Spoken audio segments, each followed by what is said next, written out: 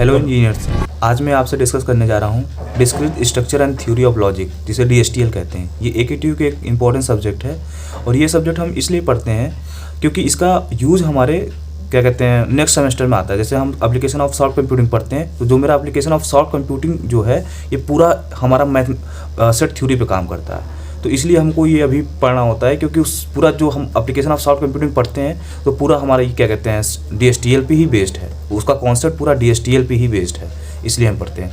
तो जैसे कि हम दो पार्ट में इसको कवर करेंगे इस यूनिट को। पहले पार्ट में हम आपको सेट थ्योरी के बारे में बताएंगे, टाइप्स ऑफ सेट बताएंगे, इंट्रोडक्शन उसका बताएंगे, और दूसरे पार्ट में हम आपको रिलेशन बताएंगे। और जो हम सेकंड पार्ट का वीडियो बनाएंगे उसमें हम फंक्शन, उसके टाइप्स बताएंगे और मैथमेटिकल इंडक्शन बताएंगे। फर्स्ट पार्ट में आपको कवर करेंगे सेट थ्योरी एंड रिलेशन। और हम चैप्टर को कंप्लीट करने के बाद आपको AKTU के आए हुए क्वेश्चन जो यूनिवर्सिटी में तुम्हारे, वो हम सारे कवर करेंगे। इंपॉर्टेंट टॉपिक, इंपॉर्टेंट क्या क्वेश्चन जो आए हुए हैं 4-5 साल के ईयर में, सारे हम आपको डिस्कस करके दिखाएंगे। हम पेपर आपको सॉल्व करके दिखाएंगे एट द एंड में। तो आप कंटिन्यू बने रहिएगा। हाँ, तो हम बताते हैं आपको सेट क्या होता है। सेट जो होता है तुम्हारा, वो कलेक्शन ऑफ डिस्टिंक्ट ऑब्जेक्ट होता है। जैसे कि यहाँ लिखा हुआ, a set is any well defined collection of distinct या distinguishable element by a well defined collection, means that there exist a rule with the help of which we should be able to say whether any given object belong to or not to the collection under some specific rule। हम जैसे कि set में क्या करते हैं, set में हम करते हैं कि कोई भी हम सेट ले लिए, बनाना है हमें, तो ये तो सेट में हम डिस्टिंक्ट एलिमेंट का कलेक्शन रखते हैं। इसमें जैसे हमें लिखना है number of student in class, number of student in class, तो हम एक सेट ले लेते हैं। यहाँ पर मैंने एक सेट बना दिया। उसके बाद number of student in class, तो कितने स्टूडेंट है, जैसे मेरा नाम आर्यन है, वैभव है, तो ऐसे हम जितने भी स्टूडेंट होते हैं उनका सेट बना लेते हैं। मतलब ये होता है हमारा लिस्ट फॉर्म में प्रेजेंट करना हमको होता है इसमें। और सेट जो होता है हमारा, वो रिप्रेजेंट हम करते हैं कैपिटल लेटर से, जैसे A B C D, कोई भी कैपिटल लेटर से हम सेट के नेम को डिनोट करते हैं कैपिटल से। जैसे लिखा set is denoted by a capital letter like ABCD, ऐसे डिनोट करते हैं। और उसके एलिमेंट को हम स्मॉल लेटर से डिनोट करते हैं, जैसे PQRST हमने डिनोट कर दिया। जैसे हमें कोई सेट लिखना है, तो ये तुम्हारा सेट के नाम को हम कैपिटल लेटर्स डिनोट करेंगे, और जो उसके अंदर एलिमेंट होंगे हमारे, तो उसे हम स्मॉल लेटर से डिनोट करते हैं, PQRS, और हम कॉमा लगा कर उसको सेपरेट करते हैं हर एलिमेंट दूसरे एलिमेंट से। तो ये हमारा होता है रिप्रेजेंटेशन ऑफ सेट। और सेट में दो टाइप होते हैं, दो तरह से हम रिप्रेजेंट कर सकते हैं सेट को। एक टेबुलर फॉर्म होता है तुम्हारा, जिसे रोस्टर रिप्रेजेंटेशन भी कहते हैं, और एक सेल बिल्डर रिप्रेजेंटेशन होता है। जो टेबुलर रिप्रेजेंटेशन होता है, टेबुलर रिप्रेजेंटेशन में हम एलिमेंट को लिस्ट के फॉर्म में प्रेजेंट करते हैं। जैसे कि लिखा हुआ, a set is defined by actually listing it element, it is use for simple और स्मॉल सेट। हम इसे टेबुलर फॉर्म को सिंपल और स्मॉल सेट के लिए यूज़ करते हैं। और क्या कहते हैं, इसे हम इसमें जो हम एलिमेंट डालते हैं वो लिस्ट फॉर्म में डालते हैं। जैसे आप देख रहे हैं, एक सेट है, ये मतलब कैपिटल लेटर है। जैसे मैंने आपको बताया था कि हम सेट के नाम को कैपिटल लेटर से डिनोट करते हैं, तो A कैपिटल लेटर, और उसके एलिमेंट को हम स्मॉल लेटर से डिनोट करते हैं। तो हम लिस्ट के फॉर्म में डिनोट किया है, 1 2 3 4 5, हम एक लिस्ट बनाते हैं इसमें। और इसमें पॉजिटिव नेगेटिव दोनों एलिमेंट हो सकते हैं तुम्हारे। जैसे मैंने यहाँ पे B करके दिखाया है, तो -3 -2 -1 0, इसमें दोनों हो सकते हैं। और दूसरा पार्ट होता है इसका सेट बिल्डर रिप्रेजेंटेशन। हम इसमें लिस्ट के फॉर्म में ना रिप्रेजेंट करके कुछ रूल्स के, कुछ कॉन्सेप्ट के हिसाब से इसमें रिप्रेजेंट करते हैं। जैसे इसमें लिखा हुआ, in this we specify the property which the element of the set should be satisfied. जो एलिमेंट ऑफ सेट को सेटिस्फाई करे, उस प्रॉपर्टी के थ्रू हम इसमें दिखाते हैं। It is used in complex analysis with large set. वो हमारा जो होता है टेबुलर सेट जो होता है, हम टेबुलर सेट को क्या करते हैं, सिंपल और स्मॉल सेट को रिप्रेजेंटेशन के लिए यूज़ करते हैं। ये सेट बिल्डर फॉर्म को हम कॉम्प्लेक्स प्रॉब्लम को एनालाइज करने के लिए हम यूज़ करते हैं। जैसे इसमें हमको लिखना है, नेचुरल नंबर लिखना है, ये होता है तुम्हारा सच दैट का सिंबल, ये होता है तुम्हारा। तो x सच दैट x, ऐसे इसको पढ़ा जाता है। x belong to natural number, जो हमारा एलिमेंट x है वो बिलोंग कर रहा है नेचुरल नंबर से। और x तुम्हारा लेस देन 6 होना चाहिए। तो जो लेस देन 6 होना चाहिए, तो जो ए सेट के अंदर एलिमेंट आएंगे वो तुम्हारा 5 आना चाहिए, 1 से लेके 5 तक आना चाहिए, क्योंकि यहाँ पर लिखा हुआ है लेस देन 6, इसलिए यहाँ से 1 से लेके 5 तक आएगा। और नेचुरल नंबर कहा है, इसलिए 1 से हम स्टार्ट करेंगे। होल नंबर कहा था तो हम 0 से स्टार्ट करते हैं। कुछ नोटेशन होते हैं स्टैंडर्ड, जो हम सेट में यूज़ करते हैं, सेट को रिप्रेजेंटेशन के लिए यूज़ करते हैं। जैसे यहाँ लिखा हुआ X belong to A, it refers X belong to A या X is the element of set ए।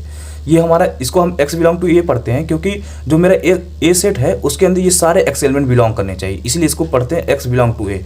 जो हमारा ये एक्स है ये सारे हमारे एलिमेंट ए के अंदर लाई करेंगे। जैसे तुम्हारा एक्स है 1 2 3 4, तो हमारा सेट जो बनेगा 1 2 3 4 5, देखो ये सारे एलिमेंट इसमें बिलोंग कर रहे हैं। यही लिखा हुआ है इसमें, x is the element of set A, set ए का तुम्हारा एलिमेंट होना चाहिए, तो तभी हम इसको कह सकते हैं x बिलोंग टू ए कह सकते हैं। और x does not belong to A मतलब होता है कि जस्ट अपोजिट, x तुम्हारा ए में एलिमेंट नहीं बिलोंग करना चाहिए। जैसे 1 2 3 4, 1 2 3 4 है तो हम एक सेट बना रहे हैं, इसमें 1 2 3 8 7 ले लिए, 1 2 3 8 7 ले लिए। देखो इसमें सारे एलिमेंट नहीं आ रहे हैं क्योंकि 1 2 3 4, 1 2 3 है, इसमें 4 मिसिंग है, 4 मिसिंग है, तो इसीलिए हम इसको कह रहे हैं, क्या कहते हैं, x does not belong to A कह रहे हैं, क्योंकि सारे x के एलिमेंट हमारे ए सेट में, सारे x के एलिमेंट हमारे ए सेट में बिलोंग नहीं कर रहे हैं। ठीक, और एम्प्टी सेट होता है जिसको हम ऐसे डिनोट करते हैं, यूनिवर्सल सेट जो होता है जिसे हम यू से डिनोट करते हैं, और set of all natural number जो होता है उसे हम n से डिनोट करते हैं, सेट ऑफ ऑल इंटीजर्स को हम i से डिनोट करते हैं। ये हमारा कुछ स्टैंडर्ड नोटेशन होता है जो हम सेट के अंदर यूज़ करते हैं। अब हमारे सेट के कुछ और टाइप्स होते हैं, जैसे काउंटेबल सेट हो गया। काउंटेबल सेट वो सेट होते हैं जिसमें हम जो एलिमेंट हो उसे हम काउंट कर सके, जैसे कि हम इसमें हम काउंट कर पा रहे हैं कितने हमारे पास एलिमेंट हैं, 1 2 3 4 5, टोटल नंबर ऑफ एलिमेंट कितने हैं, 5 है। तो इसलिए हम इसको कह रहे हैं काउंटेबल कह रहे हैं। हमारे पास कुछ सेट होते हैं, जैसे हम यहाँ बी सेट ले लिए, हमने 1 2 3 4 dot dot dot dot dot करके मैंने इनफाइनाइट तक ले लिया, तो हम इसे काउंट नहीं कर पा रहे हैं, और इसे हम काउंट कर पा रहे हैं कितना हमारे अंदर सेट के अंदर कितने एलिमेंट हैं, तो ये हमारा काउंटेबल सेट हो गया। ये हमारा क्या हो गया, अनकाउंटेबल सेट हो गया। जैसे आप देख रहे हैं कि ये अनकाउंटेबल सेट मैंने यहाँ पर आपको प्रिंट करके दिखाया है। और नेचुरल नंबर क्या होता है, जिसे हम 1 से लेके इनफाइनाइट तक लिखते हैं। इंटीजर नंबर जो माइनस इनफाइनाइट से प्लस इनफाइनाइट तक लिखते हैं, और रियल नंबर माइनस इनफाइनाइट से प्लस इनफाइनाइट तक लिखते हैं।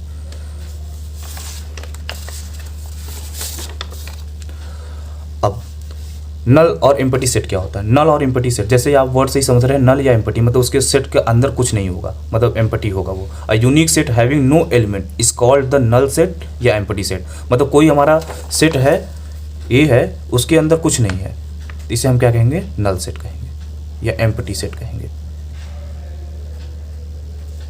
इसे हम नल सेट कहेंगे या एम्प्टी सेट कहेंगे। ठीक, इसे हम डिनोट करते हैं नल सेट को ये करली ब्रेसेस से और 5 से डिनोट करते हैं। ठीक, ये एग्जांपल है आपका X Z X belong X square ले रहे हैं equal to 9, X is even होना चाहिए, तो हम एक्स का जब इवन रखेंगे तो हमारा ये नहीं आएगा, जो हमारा सेट बनेगा वो हमारा क्या कहते हैं, 5 का बनेगा। सिंगलटन सेट क्या होता है, a set which has only 1 element is called singleton set. ऐसा सेट जिसके अंदर एक ही सिर्फ एलिमेंट हो उसे हम सिंगलटन सेट कहते हैं। जैसे आप यहाँ पर देख पा रहे हैं, एक 20 तुम्हारा सेट है, इसके अंदर एक ही एलिमेंट है, इसलिए हम इसको सिंगलटन सेट कहते हैं। इक्वलिटी ऑफ सेट किसे कहते हैं, इक्वलिटी से आप ऐसे समझ रहे हैं, इक्वलिटी मतलब 2 सेट तुम्हारा बराबर होगा, उसे हम इक्वलिटी ऑफ सेट कहेंगे। जैसे लिखा हुआ है इसमें, 2 set A and B are set to be equal and written as A equals to B. If both have the same element it means every element which belong to A is also an element of set B and every element which belong to the set B is also an element of set A। मतलब हमारे पास 2 set दिए हुए हैं, 1 2 3, B set दिया हुआ है तुम्हारे पास, 1 2 3, इसके एलिमेंट और इसके एलिमेंट, जो इसमें है वही इसमें भी है, जो इसमें है वही इसमें भी है। आप देख रहे हैं, जो इसमें है वही इसमें भी है, दोनों आपस में बराबर हुए। इसमें एलिमेंट कितने, 3 है, इसमें भी कितने एलिमेंट, 3 है, इसलिए हम इसको क्या कह रहे हैं, इक्वलिटी ऑफ सेट कह रहे हैं, क्योंकि ए इक्वल्स टू यहाँ पे क्या है, बी है। जैसे यहाँ पे लिखा हुआ है A equals to B, X belong to A, X belong to B, जो एक्स बिलोंग करे तुम्हारा सेट ए में वही एक्स तुम्हारा बिलोंग करे सेट बी में, जितने एलिमेंट इसमें हो उतने इसमें हो, इसी को हम इक्वलिटी ऑफ सेट कहते हैं। जैसे आपको एक एग्जाम्पल देख के यहाँ भी बता दे रहे हैं, PRST दिया हुआ है, P में RST दिया है, P तुम्हारा सेट है उसमें RST दिया हुआ है, Q दिया हुआ है तुम्हारा RRST। जब हम किसी सेट के अंदर 2 एलिमेंट हो जाए और सेम एलिमेंट हो, ये दोनों जो रिपीट कर रहा हो, तो एक ही बार काउंट करते हैं उसे हम। ठीक, तो R दिया हुआ है SRT, और हम इसमें हमको दिखाना है, तो आप यहाँ देख रहे हैं PQR तीनों सेम है, क्योंकि हम इसको एक ही बार काउंट करेंगे। इसमें भी RST है, इसमें भी RST है, इसमें भी RST है, तो हमारा ये क्या हो गया, इक्वलिटी ऑफ सेट हो गया। ये हमारा इक्वलिटी ऑफ सेट हो गया क्योंकि हमारे तीनों में इक्वल एलिमेंट है, इसे इक्वलिटी ऑफ सेट कहते हैं। डिसजॉइंट सेट कैसे, आप डिसजॉइंट से मतलब नाम से ही समझ रहे हैं, डिसजॉइंट मतलब सेम नहीं होगा, उसका इंटरसेक्शन लेने पे फाई आए, मतलब कॉमन हमें मिले ही ना, उसमें अलग दोनों सेट ए में जो एलिमेंट हो सेट बी में ना हो, उसे हम डिसजॉइंट सेट कहते हैं।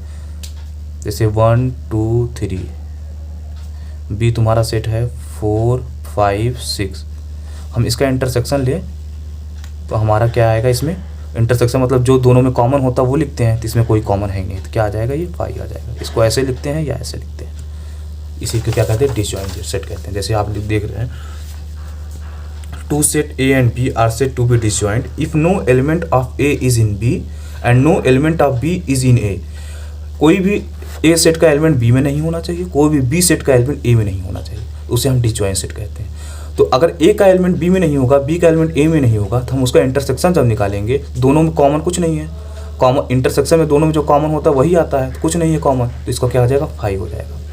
जैसे आप ABCD मैंने P सेट में लिया है, Q में XYZ लिया है, then P and Q are called disjoint set, क्योंकि इसमें कोई कॉमन है ही नहीं, इसलिए हम इसको डिसजॉइंट सेट करेंगे। इसका इंटरसेक्शन निकालेंगे तो कुछ कॉमन है ही नहीं, इसमें ABC है, इसमें XYZ है, ठीक। और हम आपसे अब बात करते हैं सबसेट क्या होता है। ये मोस्ट इंपॉर्टेंट पार्ट होता है, subset, super set, power set, most important part होता है ये, ठीक। If every element of set A is also an element of set B then A is called the subset of B। सारे element set A के set B में हो तो क्या होता है, A तुम्हारा सबसेट ऑफ B होता है। मतलब जितने भी एलिमेंट A में हो वो सारे एलिमेंट तुम्हारे B में भी हों, अब B तुम्हारा एक्स्ट्रा हो, जैसे एलिमेंट A में तुम्हारा सेट A में 1 2 3 है और B में 1 2 3 4 5 है, ये तो है ही है, उसके अलावा भी एक्स्ट्रा एलिमेंट है, लेकिन तो उसे हम क्या कहते हैं, A is a subset of B कहते हैं। ये तुम्हारा एलिमेंट A का इसमें पूरा प्रेजेंट है, इसलिए ये A is a subset of B है, लेकिन B is a subset of A नहीं है, क्योंकि इसमें 4 5 है, इसमें प्रेजेंट नहीं है, तो हम ये क्या है, ये सिर्फ है A is a subset of B है। A के सारे एलिमेंट B में प्रेजेंट है, इसलिए A सबसेट ऑफ B है।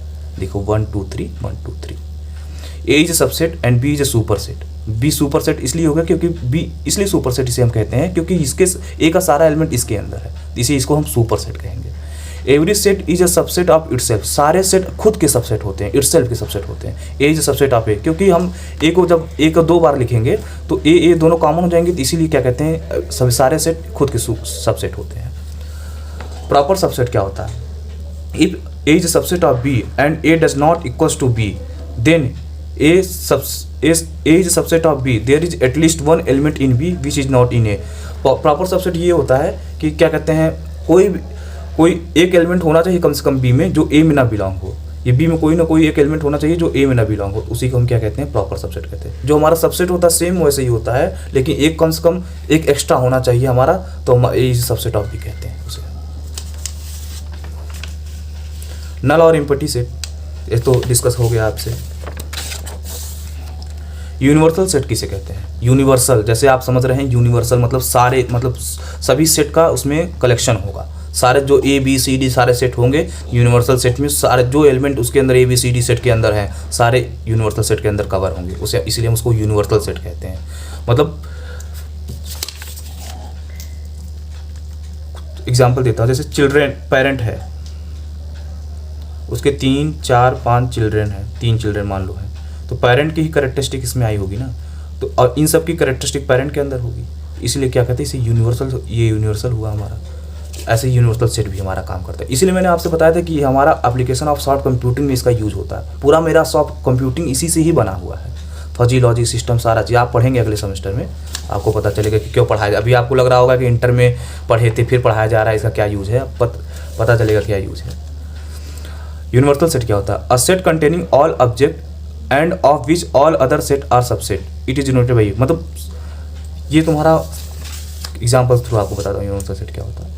ये है A 1 2 3 है, B है 4 5 6 है, जो यूनिवर्सल सेट होगा ये, इसमें इन दोनों के एलिमेंट पूरे आएंगे यूनिवर्सल सेट में, 1 2 3 4 5 6, ये तुम्हारा यूनिवर्सल सेट हो गया, ठीक। इन दोनों का कॉम्बिनेशन के एलिमेंट सारे इसमें होंगे, जो रिपीट होगा उसको नहीं, एक ही बार लिखते हैं, जैसे 5 5 2 बार रिपीट हो जाए तो हम एक ही बार इसमें लिखेंगे यूनिवर्सल सेट में।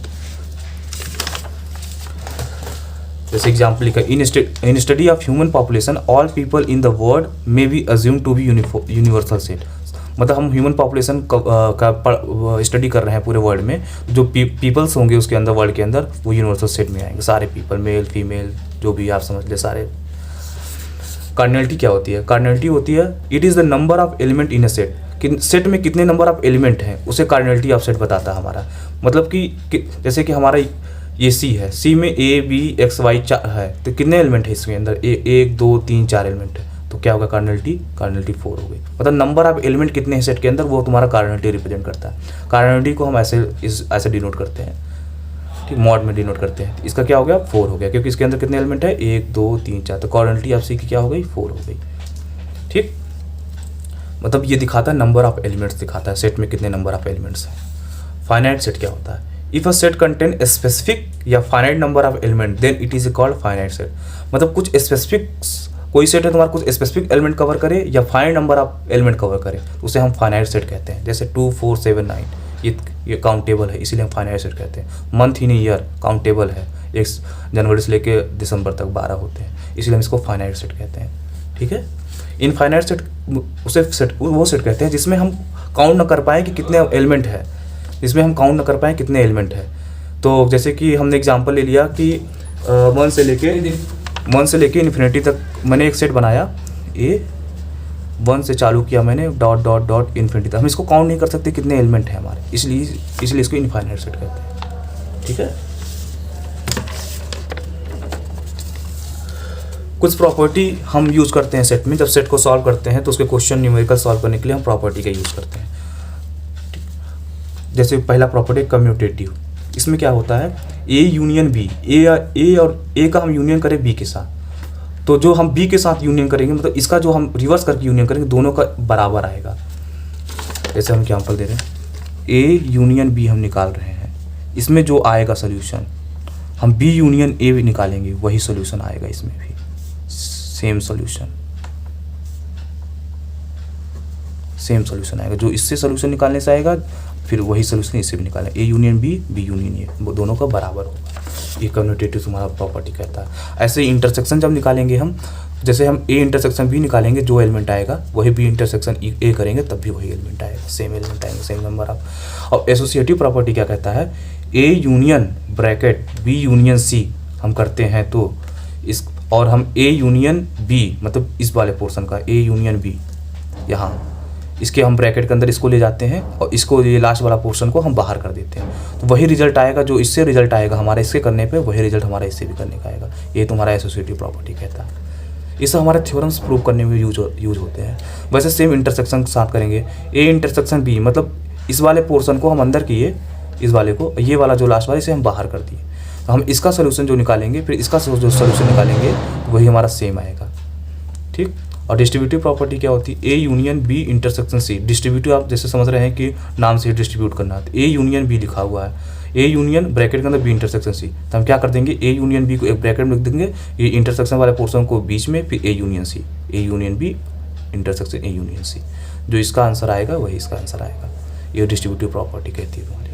ठीक, ऐसे इंटरसेक्शन का साथ निकालेंगे हम, ये भी A intersection B union C, A intersection B union A intersection C, मतलब इसको हम ऐसे भी लिख सकते हैं, इसको हम ऐसे भी लिख सकते हैं। ठीक, आइडेम्पोटेंट लॉ क्या कहता है? ए खुद से अगर हम क्या कहते हैं यूनियन निकालते हैं, तो हमारा जो खुद से अगर हम क्या कहते हैं यूनियन निकालते हैं, तुम्हारा सेट ए ही आएगा, जिससे हम निकाल रहे हैं वही तुम्हारा सेट फिर से रिवर्स आ जाएगा। ए यूनियन ए का खुद से खुद निकाल रहे हैं तो ए ही आ जाएगा, वही सेट फिर से रिवर्स हो आएगा। ए इंटरसेक्शन ए खुद से खुद का इंटरसेक्शन निकाल रहे हैं, तब भी वही सेट आ जाएगा ए जिससे आप निकाल रहे हैं। अब जॉब्सन लॉ क्या कहता है? A union A intersection B कर रहे हैं आप, तो ये क्या कहता है? ए आ जाएगा तुम्हारा, जो सेट ए है वही आ जाएगा तुम्हारा। ए यूनियन अगर ए इंटरसेक्शन बी कर रहे हैं तो सेट ए रिटर्न कर देगा। ऐसे इंटरसेक्शन ए यूनियन बी कर रहे हैं तो ए आ जाएगा। डी मॉर्गन लॉ क्या कहता है? ए यूनियन बी का कॉम्प्लीमेंट ले रहे हैं, तो हम इसको ऐसे भी लिख सकते हैं, जब कॉम्प्लीमेंट को हम सेपरेट करेंगे तो ये क्या करेगा? यूनियन के साइन को चेंज करके इंटरसेक्शन बना देगा, ऐसे ऐसे हो जाएगा। ये डी मॉर्गन लॉ कहता है। ये सब हम न्यूमेरिकल जब सॉल्व करते हैं तब यूज़ होता है, आगे मैं आपको न्यूमेरिकल सॉल्व करके दिखाऊंगा। ए इंटरसेक्शन बी का कॉम्प्लीमेंट, ये इंटरसेक्शन वाला, मतलब जो यहाँ पर सिंबल होता है, ये अगर हम इसको ब्रेक करते हैं तो ये जो होता है ये रिवर्स हो जाता है। इंटरसेक्शन है तो यूनियन हो गया, यूनियन है तो इंटरसेक्शन हो गया। इतना आपको ध्यान रखना है, ठीक। प्रॉपर्टी ऑफ कॉम्प्लीमेंट, कॉम्प्लीमेंट की प्रॉपर्टी देखते हैं। ए कॉम्प्लीमेंट क्या हो, ए कॉम्प्लीमेंट कैसे हम निकालेंगे, ए कॉम्प्लीमेंट निकालेंगे कैसे निकलेगा, ए कॉम्प्लीमेंट तुम्हारा निकलेगा, बताते हैं।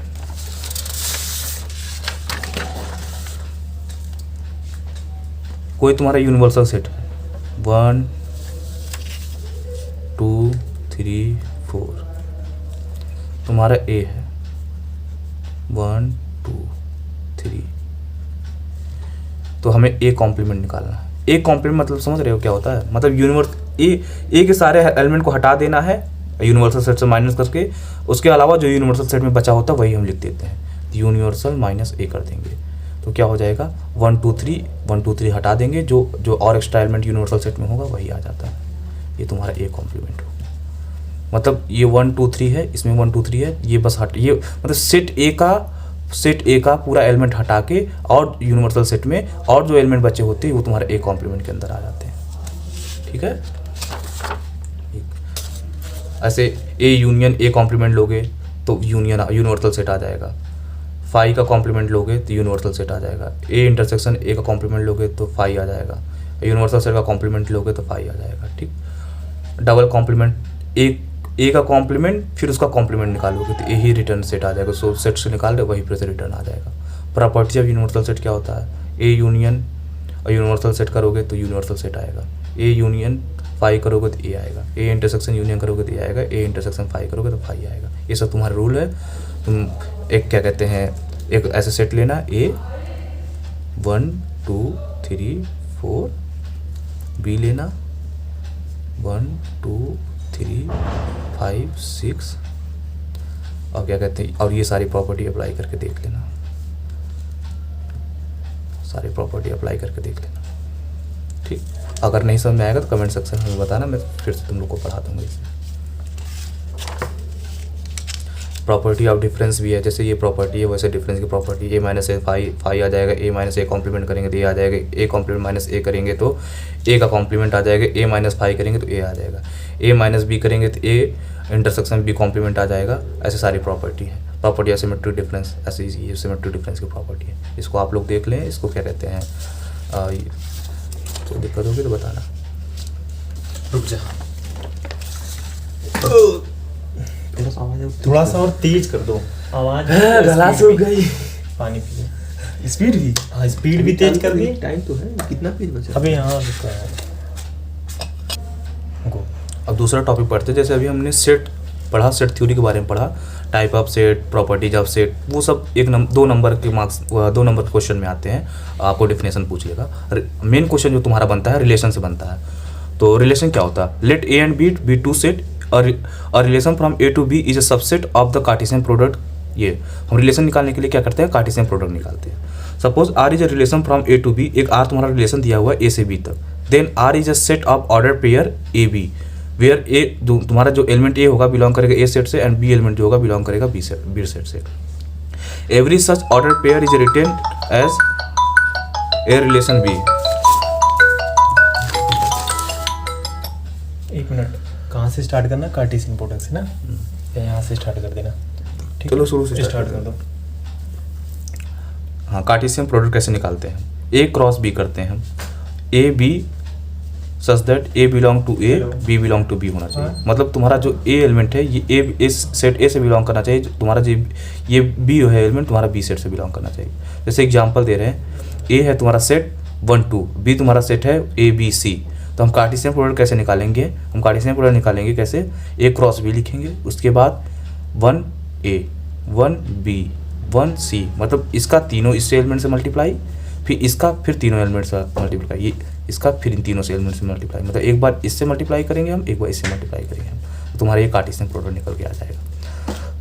The subset of A cross B whose element are related is the relation R and is given by R A 1 C 1 A 1 C 2 C, relation तुम्हारा निकल के आ गया। ठीक, मैक्सिमम रिलेशन कैसे निकलेगा, वो मैक्सिमम रिलेशन जब मुझे निकालना होता है आर मैक्स ए क्रॉस बी कर देते हैं। मिनिमम रिलेशन क्या, ए क्रॉस बी कर दिए, मतलब मैक्सिमम रिलेशन कितना आएगा, मतलब मैक्सिमम एलिमेंट कितना हो सकता है, ये इतना हो सकता है मैक्सिमम एलिमेंट, 1 2 3 4 5 6 हम कार्टेशियन प्रोडक्ट से निकालते हैं, जो इतना एलिमेंट बनता है उसे हम मैक्स एलिमेंट कहते हैं। मिनिमम एलिमेंट क्या होता है, मिनिमम एलिमेंट हो सकता है तुम्हारा 5 हो जाएगा, कि मतलब बने ही ना कुछ, ब्लैंक हो, ये दोनों ब्लैंक हो तो बने ही ना कुछ, मतलब एक भी इसमें ब्लैंक हो गया तो बने ही ना कुछ, तो इसे मिनिमम कैसे। टोटल नंबर ऑफ रिलेशन कैसे निकालेंगे, 2 की पावर mn, m है तुम्हारा 1 2, मतलब 2 इसमें एलिमेंट है 2, n है तुम्हारा a b c 3 एलिमेंट है तो 3 3 दूनी 6, मतलब टोटल नंबर ऑफ रिलेशन कितने बनेंगे तुम्हारे में, टोटल नंबर ऑफ रिलेशन के एलिमेंट कितने होंगे, 6 होंगे। 2 की पावर यहाँ से हम ले रहे हैं 2 की पावर 2 इंटू 3, इसका 3 2 की पावर 6, ठीक ऐसे बनेंगे 1 2 3 4 5 6 बनेंगे, ठीक है। डोमेन ऑफ रिलेशन क्या कहते हैं, डोमेन ऑफ रिलेशन जैसे इसमें लिखा हुआ है आप पढ़ लीजिएगा, लेकिन हम एक बेसिक आइडिया आपको दे दे रहे हैं। डोमेन ऑफ रिलेशन किसे कहते हैं, डोमेन ऑफ रिलेशन वो कहते हैं कोई तुम्हारा रिलेशन है तो रिलेशन का जो पहला एलिमेंट है उसे हम डोमेन कहते हैं, और जो दूसरा एलिमेंट है उसे हम रिलेशन कहते हैं। जैसे हम यहाँ पर हमने कार्टेशियन प्रोडक्ट से हमने यहाँ पर इसका बना लिया ऐसे, इसमें क्या किया है, हमें वो एलिमेंट लेने हैं जो ए से लेस देन बी है, जो ए लेस देन बी है वो एलिमेंट हमें कवर करने हैं इसमें, ठीक, मतलब ए लेस देन बी, इससे ये तुम्हारा ए एलिमेंट है, ये तुम्हारा बी एलिमेंट है, ये तुम्हारा बी एलिमेंट है, ये तुम्हारा एक एलिमेंट है, तो ए तुम्हारा हमेशा लेस देन बी होना चाहिए। जैसे 1 और क्या कहते हैं यहाँ से हम लिए 2 1 2, ये तुम्हारा छोटा है बी से, ये भी छोटा है बी से, ये भी छोटा है बी से, ये भी छोटा है बी से, ये भी छोटा है बी से, ये भी, मतलब ऐसे जितने भी रिलेशन बने 2 5 छोटा है, 3 4 छोटा है, 3 5 छोटा है, 4 5 छोटा है, मतलब पहला एलिमेंट ए छोटा है दूसरे एलिमेंट से, तो तुम्हारे रिलेशन के पार्ट हो जाएंगे। इसमें कंडीशन दी हुई है कैसे हमें रिलेशन बनाना है, ए रिलेट करे B if and only if A less than B, वही हमें रिलेशन यहाँ पे बनाना है। तो डोमेन क्या हो जाएगा तुम्हारा इसमें, डोमेन वो होगा रिलेशन का जो पहला पार्ट होता है वो डोमेन होता है, पहला पार्ट, जैसे ये पहले पार्ट है, ये सब पहले पार्ट है, ये तो डोमेन में आ जाएगा। तो 1 2 3 4 इसका डोमेन हो गया। और रेंज क्या हो गया, जो ये पीछे वाला पार्ट होता है ये तुम्हारा रेंज होता है, तो हम रेंज को ऐसे लिखिए, ये तुम्हारा डोमेन हो गया, ये तुम्हारा रेंज हो गया। अब रिप्रेजेंटेशन ऑफ रिलेशन बताते हैं क्या होता है। रिलेशन को हम कैसे रिप्रेजेंट कर सकते हैं, रिलेशन को हम 2 तरीके से रिप्रेजेंट कर सकते हैं, एक ग्राफिकल एंड टेबुलर फॉर्म होता है, एक तुम्हारा मैट्रिक्स फॉर्म होता है। ग्राफिकल से आप जैसे समझ रहे हैं ग्राफ के थ्रू, टेबुलर मतलब समझ रहे हैं टेबल के थ्रू रिप्रेजेंट करेंगे। और relation between 2 finite set can be presented in a tabular form and a graphical form में। जैसे ए तुम्हारा सेट है A B C D, B तुम्हारा सेट है 1 2 3, रिलेशन मैंने बनाया A1 B3 C1, ये तुम्हारा गिवन है, मान लो ये ऐसे दिया हुआ है, तुम्हारा रिलेशन बना के ऐसे इससे ये तुम्हारा रिलेशन बना हुआ है, ठीक है। अब टेबुलर फॉर्म में कैसे रिप्रेजेंट करेंगे, हम क्या करेंगे, ABCD जितना दिया है ABCD ऐसे एक तरफ लिख लिया, 1 2 3 एक तरफ लिख लिया, 1 2 3 मैंने ऐसे बना लिया, टेबल बना लिया।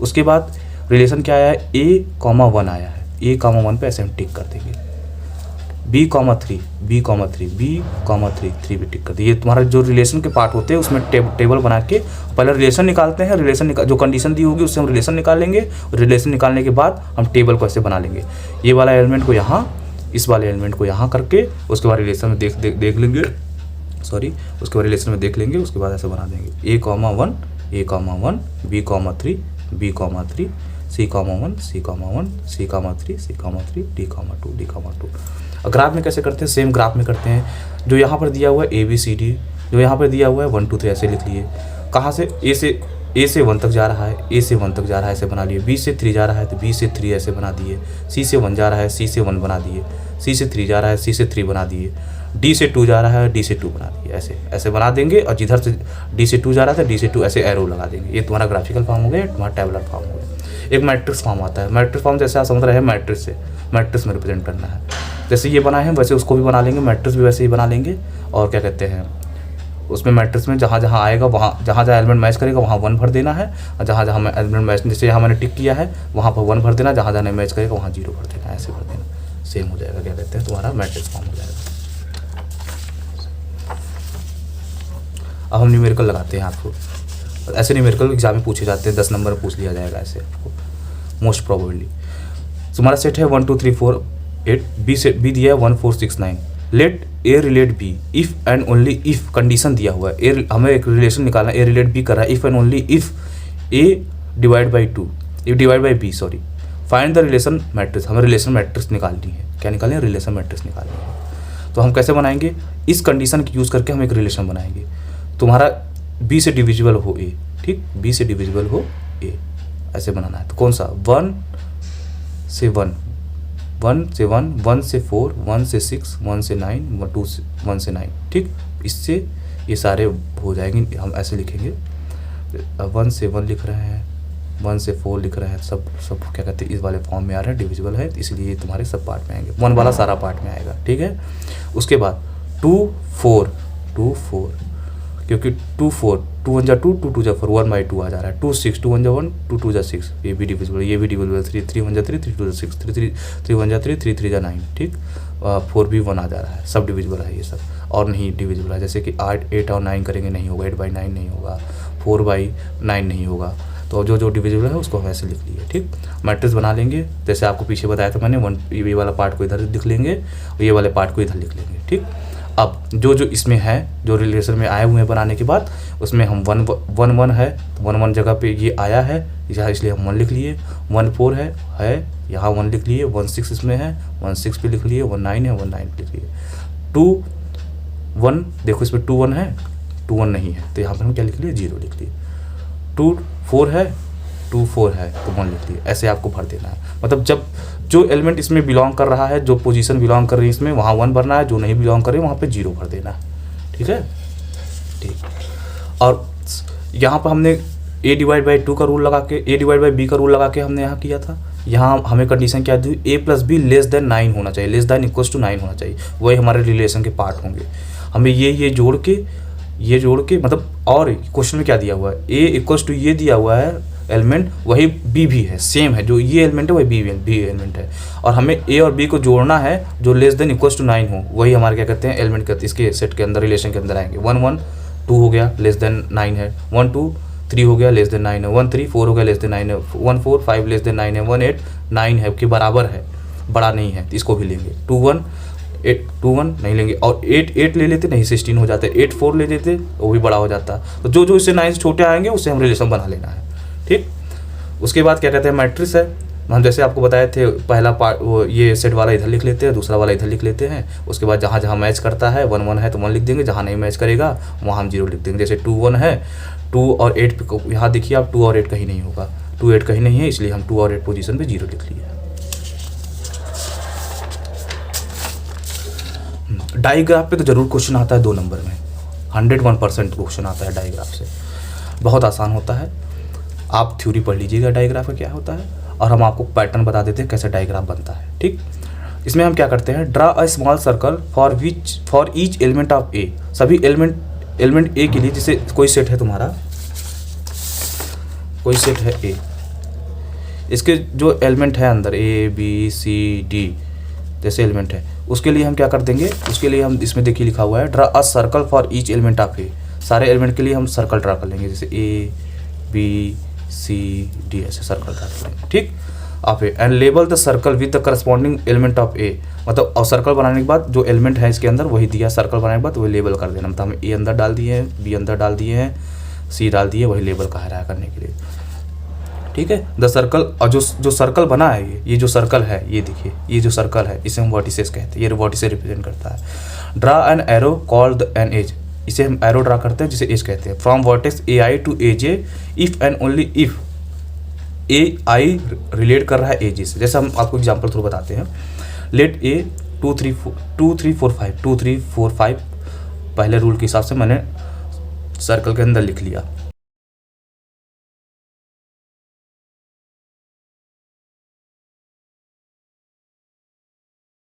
रिफ्लेक्सिव प्रॉपर्टी ऑफ रिलेशन हम पढ़ेंगे, रिफ्लेक्सिव रिलेशन।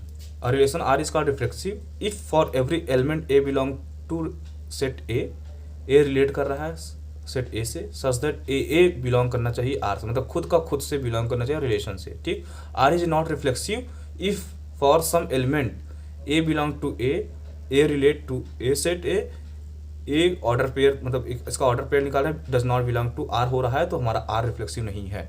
जैसे हम एग्जाम्पल से समझ रहे हैं, लेट ए बी दिया हुआ है और रिलेशन दिया हुआ है ए बी बी बी, ठीक। ये है तुम्हारा रिलेशन दिया हुआ है, ठीक है। Then R is reflexive, reflexive क्या हुआ? आर हमारा क्यों है रिफ्लेक्सिव है? क्योंकि हम ए खुद का खुद से ए है, खुद का खुद से ये है, एक्स्ट्रा वो कोई मतलब नहीं, लेकिन ये जो है इसका खुद का खुद से इमेज बननी चाहिए, खुद से खुद का इमेज बन रहा है, इसलिए हमारा रिफ्लेक्सिव होगा। इसमें हम देखते हैं 1-1 इस पर रिलेशन बना है, 1-1 का तो बन रहा है, लेकिन 2-2 का देखिए इसमें नहीं बन रहा है, इसमें 1-2 है लेकिन 2-2 नहीं है, ये खुद का 2 से नहीं बन रहा है, इमेज नहीं बन रही है, इसलिए ये क्या कहते हैं, ये रिफ्लेक्सिव रिलेशन नहीं है। 2-2 does not belong to relation R, देखिए रिलेशन आर में नहीं बिलोंग कर रहा है, इसलिए हमारा ये रिफ्लेक्सिव रिलेशन नहीं है। इररिफ्लेक्सिव रिलेशन क्या होगा? इररिफ्लेक्सिव रिलेशन क्या होगा? जस्ट अपोजिट, उसमें ए और ए बिलोंग करना चाहिए रिलेशन से, इसमें ये नहीं बिलोंग, एक ऑर्डर पेयर ए का नहीं बिलोंग होना चाहिए रिलेशन ए से। जैसे हम एग्जांपल समझते हैं, इसका 1-2 है, 1-2 2-1 है, ठीक। R is a reflexive relation, R reflexive relation है, both 1-1 and 2-2 does not belong to are.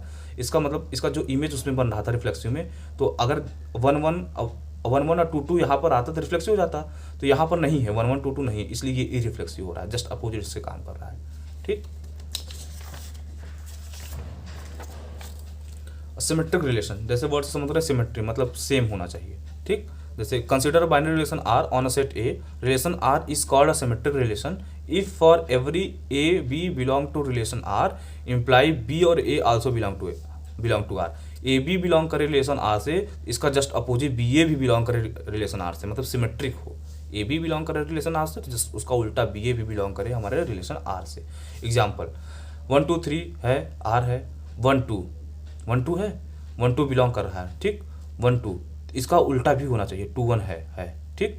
अब 3 2 आया, 3 2 है रिलेशन में, इसका उल्टा भी होना चाहिए, 3 2 है, 2 3 भी है, ठीक। यही कह रहा है ए भी बिलोंग कर रहा है रिलेशन आर से, तो बी ए भी बिलोंग करना चाहिए रिलेशन आर से। ये बिलोंग कर रहा है, इसका उल्टा भी बिलोंग कर रहा है, ये बिलोंग कर रहा है, इसका भी उल्टा बिलोंग कर रहा है। तो हमारा the above relation is symmetric for every A B belong to R, we also have B A belong to R. A B belong कर रहा है आर से, तो उसका बी ए भी, उसका अपोजिट भी बिलोंग कर रहा है मेरे रिलेशन आर से। जैसे 1 2 बिलोंग कर रहा है रिलेशन से, इसका अपोजिट भी बिलोंग कर रहा है हमारे रिलेशन से, ठीक है, ठीक।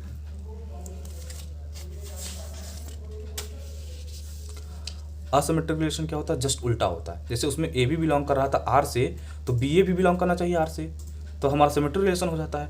ए बी बिलोंग करे आर से, B A does not belong करे आर से, तो हमारा असिमेट्रिक हो जाता है, ठीक है। जैसे एग्जांपल 1 2 3 रिलेशन आर दिया हुआ है, 1 2 2 1 1 2 इसका उल्टा दिया है 2 1, ठीक। 3 2 इसका उल्टा 2 3 दिया हुआ है, ठीक है। The above relation is not symmetric because we have B A belong to R, B A belong to R for some A B belong to R, मतलब हमें इसका उल्टा भी इसमें हम आ पा रहे हैं, 1 2 2 1, मतलब ये प्रॉपर्टी हमारे सिमेट्रिक प्रॉपर्टी हम फॉलो कर रहा है, इसलिए क्या कहते हैं ये हमारा असिमेट्रिक है। जैसे दूसरा एग्जांपल हम देखते हैं, ए 4 5 6 एंड आर 4 5 5 6 6 4। अब देखिए 4 5 का उल्टा 5 4 नहीं है इसमें, देखिए 5 6 का 6 5 नहीं है, सिमेट्री वाली प्रॉपर्टी नहीं फॉलो कर रही है, मतलब ए और बी बिलोंग कर रहा है रिलेशन आर से, तो बी और ए नहीं बिलोंग कर रहा है, देखिए इसमें, इसलिए असिमेट्रिक रिलेशन इसे कहते हैं। ए बी बिलोंग कर रहा है आर से, 4 5 4 5 बिलोंग कर रहा है आर रिलेशन आर से, और देखिए 5 6 नहीं बिलोंग कर रहा है, ठीक, does not belong to R, इसलिए हमारा ये क्या होगा? असिमेट्रिक रिलेशन होगा। एंटर सिमेट्रिक रिलेशन क्या होता है? एंटर सिमेट्रिक रिलेशन ये रिलेशन होता है जैसे रिलेशन आर से to antisymmetric if whenever A relate to B and B relate to A then A equals to B. जब ए रिलेट करे बी से और बी रिलेट करे ए से और इक्वल भी, मतलब जो हमारा सिमेट्री वाली प्रॉपर्टी थी, ए रिलेशन बी या B relation A B relate करे ए से, तो क्या कहते हैं वो हमारा सिमेट्री हो जाती थी। इसमें एक कंडीशन और बढ़ जाती है, ए इक्वल्स टू बी, बराबर भी होना चाहिए, जो हमारा लेफ्ट में होना चाहिए वही हमारा राइट में होना चाहिए।